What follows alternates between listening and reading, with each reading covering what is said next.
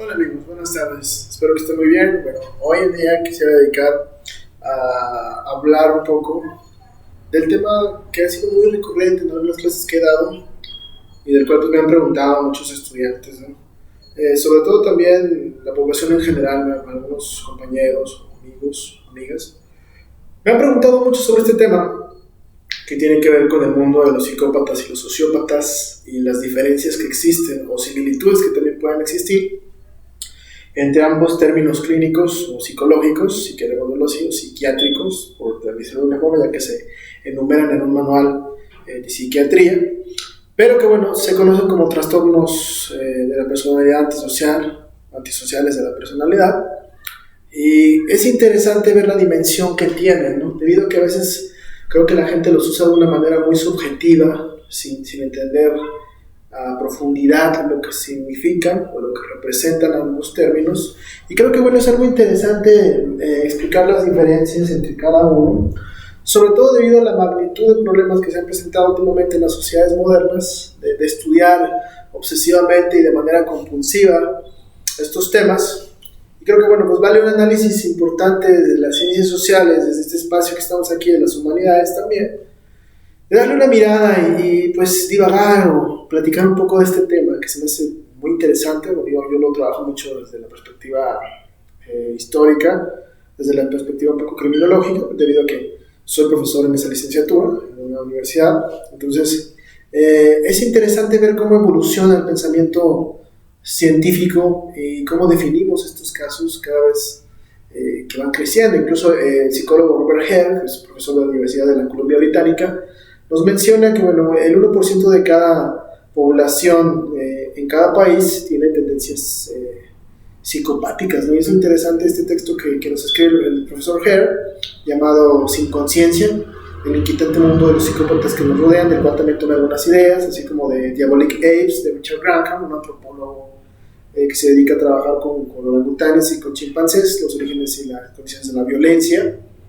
y como enumera rasgos que también en los humanos están presentes. De igual forma, un texto de John Douglas, de Mindhunter, se llama el texto que también usé, entre otros manuales como el DSM-5, que es el manual aprobado por la Asociación Americana de Psiquiatría, ¿no? En 2013 es el más reciente de los manuales que se han utilizado para la clasificación de las enfermedades mentales. Entonces, bajo esos esquemas he desarrollado esta clase que quiero mostrarles a ustedes, y que divaguemos un poco, platiquemos un poco, ¿no?, sobre estos contextos de las diferencias y similitudes que puedan tener ambos términos, ¿vale?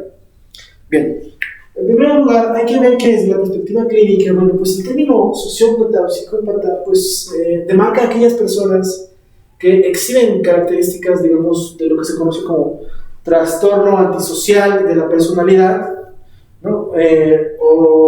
Digamos, antisocial personality disorder, que es el término en inglés, ¿no?, de este manual que les mencionaba yo, de la Asociación Americana de Psiquiatría, ¿no?, el DSM-5, que es el último, digamos, escrito, el más actualizado en el sentido estricto de la palabra, y que justamente, pues bueno, nos define a estas dos categorías como trastornos antisociales de la personalidad, ¿no?, como esta cuestión de trastornos de la personalidad, marcados en lo antisocial. Pero lo interesante es justamente ver qué características tienen, ¿no? Qué características tienen respecto al uso de ellos, sobre todo siendo que, bueno, el término sociópata se ocupa de estudiar de una manera más subjetiva, más sociológica, tal vez, debido a condiciones del entorno, del ambiente, a veces también cuestiones médicas, mientras que, por ejemplo, en el caso del psicópata hay condiciones también que tienen que ver con una explicación neurobiológica. Ello no quiere decir que también no tengan condiciones de ambiente, también es importante decirlo, claro, existen, pero hay diferencias y similitudes que tienen. La primera similitud pues es esa, ¿no? Es decir, el DSM-5 las define literalmente como esto, como trastornos antisociales de la personalidad, y que justamente están, digamos, catalogadas las dos como esto, y tienen algunas características principales o algunas características que las identifican, como por ejemplo pues la falta de empatía, la falta de generar una empatía hacia otras personas. Es decir, los sociópatas y psicópatas pueden simular tener emociones o ser empáticos con otra persona, es decir, lo que sabemos que es pues ponerse en el lugar de otra persona, pero realmente no pueden hacerlo, pueden decirlo, pero asumirlo es diferente. Entonces eso es un rasgo muy importante. La falta de remordimiento, o esta parte de lack of regret, como se dice en inglés, que es como esta parte de decir, no me siento mal por el daño que he causado. Y es una parte muy ejemplar, decirlo, porque ambos comparten ese rasgo. O sea, saben que las acciones que realizan están mal, son plenamente conscientes de esto. No pueden disociarse de estas acciones como lo haría en algunos otros trastornos, como por ejemplo la psicosis un poco, por ejemplo también la esquizofrenia, aunque no todos los esquizofrénicos son violentos realmente per se. Es una parte muy importante decirlo. Esto es algo que sucede de manera muy cotidiana y no lo notamos a veces, ¿no? Hay gente que no tiene remordimiento, hay gente que no es empática con otras personas, gente que no manifiesta sentir dolor humano o por lo menos conmoverse ante el dolor humano, y eso es un rasgo que podemos notar. Otra cosa también es, como les digo, la incapacidad de generar empatía, de ponernos en los zapatos del otro, de decir, vaya, este tipo la está pasando mal y sé porque yo he estado donde él está y por eso mismo intento ayudar, ¿no? Es un rasgo que caracteriza a muchas personas. Son solidarias con otras porque ven el dolor en ellas, pero en este caso no, es lo contrario, la falta de una empatía. Y eso es un rasgo muy importante. Un psicópata, un sociópata puede asumir tu punto de vista, pero jamás puede ponerse en tus zapatos, ¿sale? Y otra cuestión también muy interesante, la indiferencia hacia las leyes y las convencionalidades sociales, ¿no? Nosotros establecemos leyes que van marcadas en un Estado de Derecho, lo cual permite la libre convivencia y la armonía entre los ciudadanos, entre las personas, las instituciones. Bueno, en términos teóricos así debería ser, en términos ya prácticos es otra cosa, lo sabemos. Pero realmente ellos tienen una total indiferencia por eso y por los convencionalismos sociales, es decir, no siguen los convencionalismos sociales de respeto, tolerancia e igualdad, sino siempre la marcada imposición y la aberración ante la autoridad. Eso es un punto muy importante.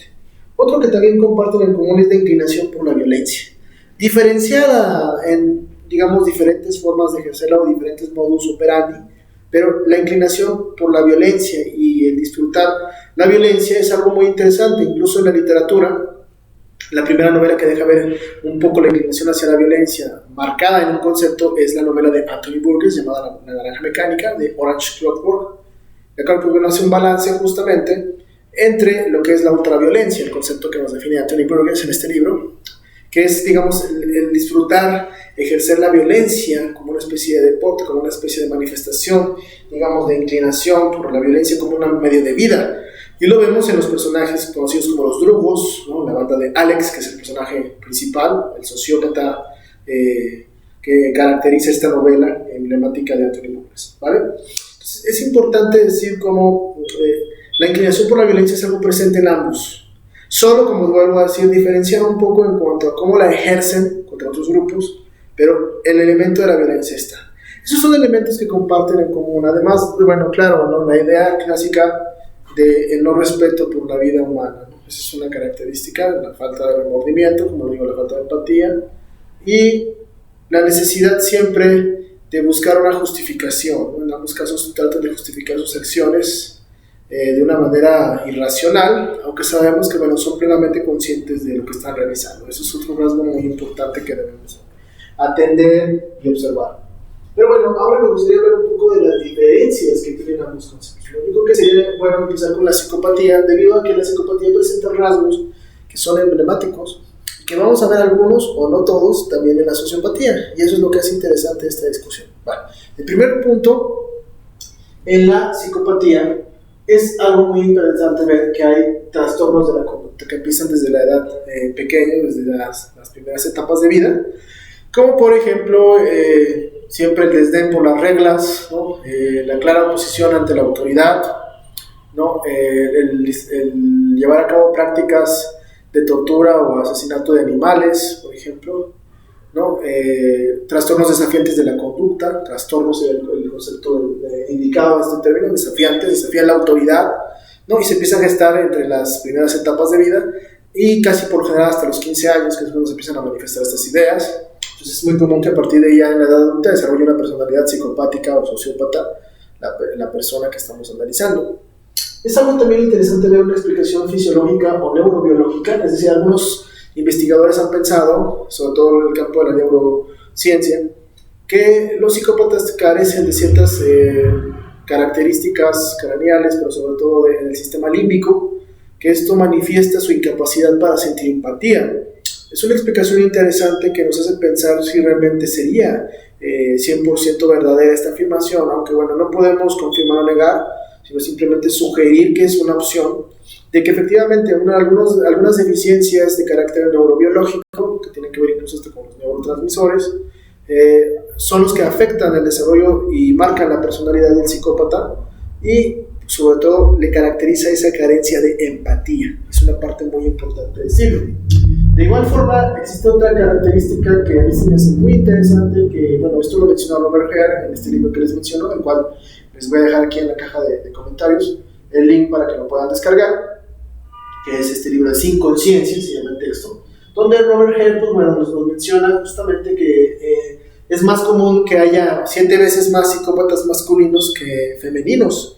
Y eso es un rasgo muy interesante, tomando en cuenta que, bueno, sí afecta más, digamos, esta enfermedad mental a los hombres que las mujeres, pero es interesante, ¿no? Desde este 1% de la población nacional, 7 veces sea más inclinado a los hombres que a las mujeres. Es un rasgo muy interesante. De ahí también los rasgos de violencia, que también, bueno, en otro texto Robert Muschenblatt, otro investigador, hace énfasis en que la violencia es más un atributo masculino que femenino, debido a que cuando las mujeres son violentas es porque se virilizan y toman actitudes masculinas, debido a las acciones del hombre, ¿sí? Las acciones violentas que el hombre realiza en contra de ellas. Entonces, creo que es importante decirlo, y creo que es un punto muy fundamental.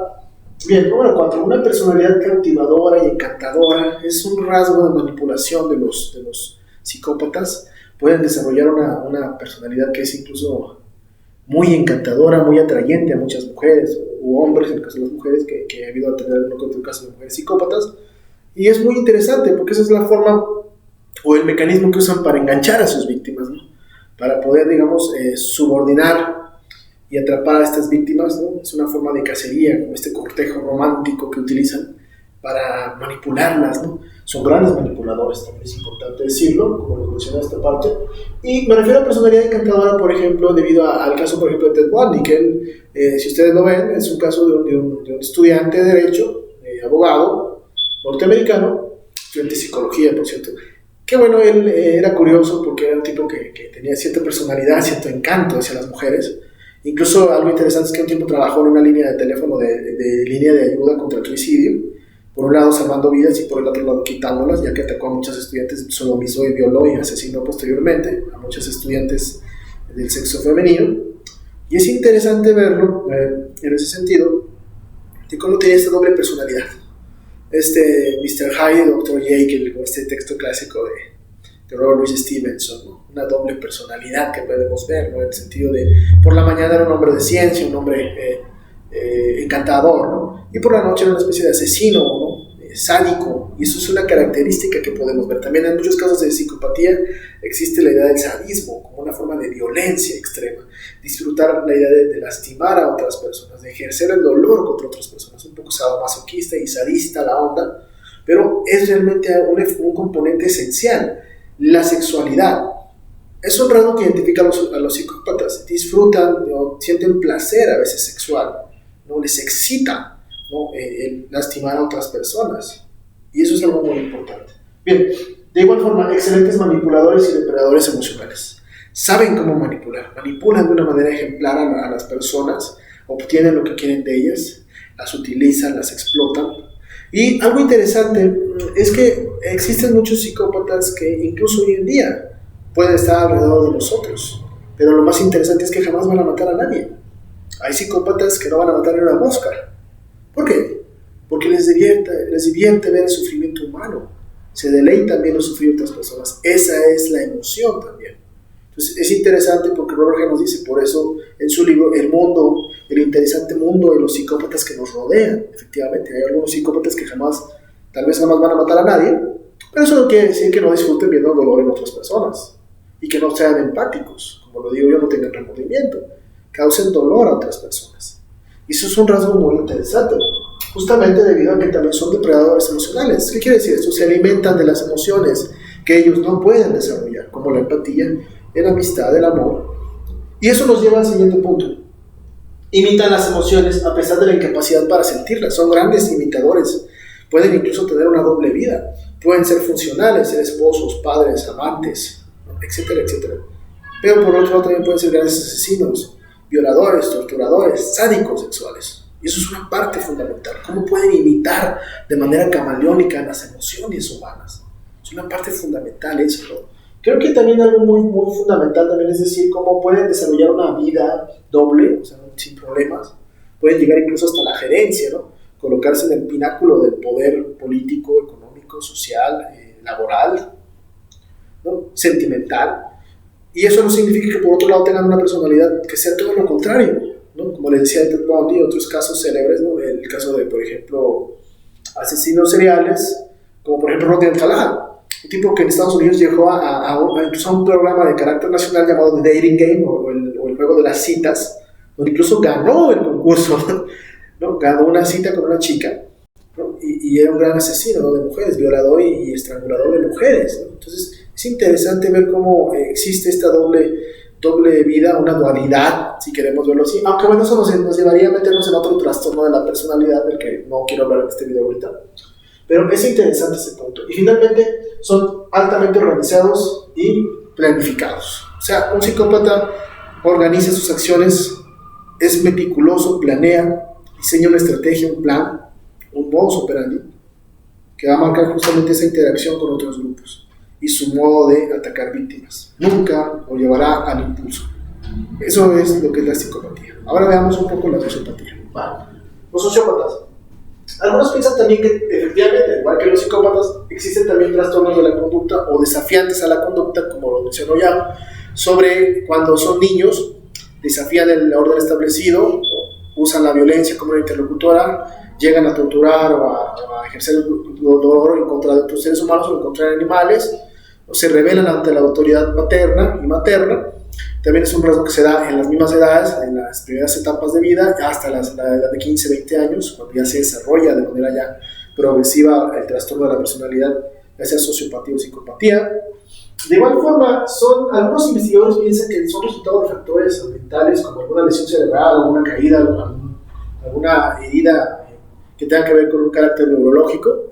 No podemos confirmar o negar esa parte, pero es la explicación lógico-causal desde el punto de vista clínico-médico. De igual forma, eso no quiere decir que tampoco los psicópatas no hayan pasado por esto, así como el siguiente punto, la crianza en hogares negativos u hogares negligentes, donde fueron posiblemente abusados, violados, esclavizados, explotados física o sexualmente.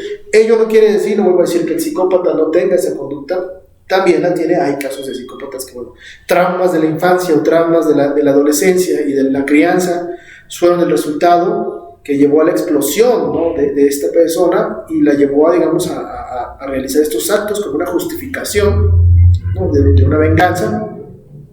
Pero sí es más común verlo también en la sociopatía. El ejemplo más moderno ahorita que podemos poner hablando de asesinos en el cine es este caso, por ejemplo, de Arthur Fleck, en esta película de 2019 de Joker, o El Guasón en español, donde podemos ver justamente las características del personaje de Arthur, encarnado por el grandísimo Joaquin Phoenix, ¿no? En este papel de Joker, donde, bueno, pues sufre una serie de explotaciones de carácter físico por parte de su madre y los novios de su madre, ¿no? Que lo llevan a desarrollar una personalidad, pues bueno, en primer lugar relacionada un poco, yo creo, que a la esquizofrenia, en segundo lugar también al trastorno de personalidad identificado más como la sociopatía, debido a lo impulsivo de los crímenes que realiza Arthur durante la película.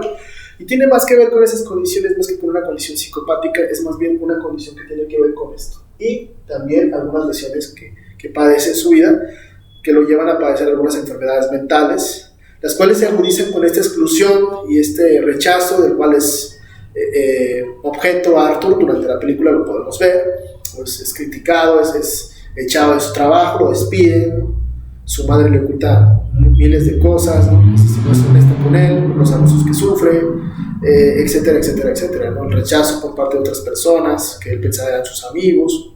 Sucesivamente eso configura una personalidad, pues, quebrada y a punto del colapso, ¿no? Lo que vemos en la película. Es una parte interesante de ese ejemplo, ¿no? Pero mucho tiene que ver eso. Los abusos son muy comunes, ¿no? Los abusos sexuales, por ejemplo, sobre todo en el caso de hombres. Eso configura en ellos la visión, por ejemplo, de violar, por ejemplo, o socializar la violencia sexual como una forma de vida cotidiana. Eso es una parte muy importante. Número 4, menos estables emocionalmente y altamente impulsivos. A diferencia de los psicópatas, que son todo lo contrario, es decir, son altamente funcionales, jerarquizados y de manera que homologada pueden llevar una vida sin problemas, es decir, una doble vida. Los sociópatas no pueden hacer eso, son muy inestables emocionalmente, les cuesta trabajo desarrollar vínculos emocionales y sentimentales hacia otras personas, es muy difícil esa parte, ya debido a, digamos, a esta conducta errática que tienen, que los hace siempre estar al borde del colapso, al borde de la crisis de la tensión, y eso es muy importante porque los lleva a ser volátiles y propensos, con altos estallidos emocionales y arranques de ira o ataques de ira, que pueden lastimar a otras personas sin siquiera sentirse mal por ello, ¿no? Sin sentir ningún remordimiento, como lo decimos, cosa contraria, por ejemplo, en los psicópatas. Son plenamente organizados y jamás van a hacerle ver a una persona sus rasgos violentos, no en el contexto social. Saben cómo manejarse en los convencionalismos sociales, saben cómo interactuar, son camaleónicos. Mientras que los sociópatas, todo lo contrario, son impulsivos, sufren ataques de ira, son erráticos. Entonces eso determina que la gente los etiquete, pero sobre todo los excluya. Son excluidos de muchos procesos sociales, de convivencia, sentimentales, etcétera, etcétera. De igual forma, este comportamiento errático, como lo digo, que caracteriza la impulsividad, que caracteriza la desesperación, no son capaces de resistir grandes tiempos en el mismo lugar, o digamos, un gran tiempo o lapsos muy largos, en ciertas condiciones, ya sean económicas, sociales, políticas, sentimentales, emocionales, no son capaces de resistirlas, buscan salir de ello mediante la violencia. También es importante decir cómo son incapaces de mantener estabilidad emocional, laboral, territorial, sentimental, o sea, les cuesta formar vínculos. Es muy complicado que formen vínculos emocionales, cosa contraria al psicópata, que puede tener una familia, ser padre del año, el empleado del mes, pero por otro lado es un gran asesino, un sádico sexual, etcétera, etcétera, etcétera. Y eso es muy importante debido a que también está la parte que lo diferencia. Son altamente desorganizados, impulsivos, pero sobre todo que espontáneos. Sus crímenes no son planificados, a diferencia del psicópata, que es altamente jerarquizado y organizado. El sociópata no lo es. Sus crímenes son más por una necesidad y por un ataque de ira, un momento errático, que por una necesidad de carácter sexual o de carácter planificada, más que el psicópata, que sí lo es, planifica sus acciones, sabe a quién va a atacar, escoge a sus víctimas, las acecha, como un depredador acecha a su víctima. El sociópata no, puede elegir una víctima al azar debido a la impulsividad y a esta parte errática que tiene, y eso le caracteriza. Entonces, estos son rasgos que los diferencian, ¿no? Incluso el FBI de esto también se basó para crear su categoría de asesinos organizados o desorganizados, haciendo una clasificación en diferentes aspectos de ambas categorías. Entonces, a lo largo de los 50 años que nos han precedido, hemos visto, digamos, muchos aportes en esta disciplina, siendo, por ejemplo, en la década de los 60 y 70 el mayor punto de partida, sobre todo en Estados Unidos y en algunas partes de Europa, de casos de sociópatas y psicópatas altamente conocidos o mundialmente conocidos. Ello no quiere decir que en América no los haya, también los hubo, por ejemplo, en Sudamérica mucho tiempo, Brasil, Argentina, Perú, hay casos memorables, así como también en México, así como en otras partes del mundo, Canadá también. Pero es importante ver que Estados Unidos es el primer país que surgen casos que empiezan a ser estudiados de una manera profunda. Si bien ya había habido antecedentes en Alemania en la década de los 50 y 40, en Estados Unidos durante los 70 es cuando se empieza, digamos, a hacer un estudio profundo de estos temas y se empiezan a hacer clasificaciones y categorías diferentes. Entonces, lo que tenemos hoy en día es justamente un resultado de la evolución de los estudios que hemos visto los últimos años y que nos han permitido detectar estas características en grupos de la sociedad. Espero les guste mucho este video, les ayude y recuerden siempre, su concentración determina su realidad. Abrazos.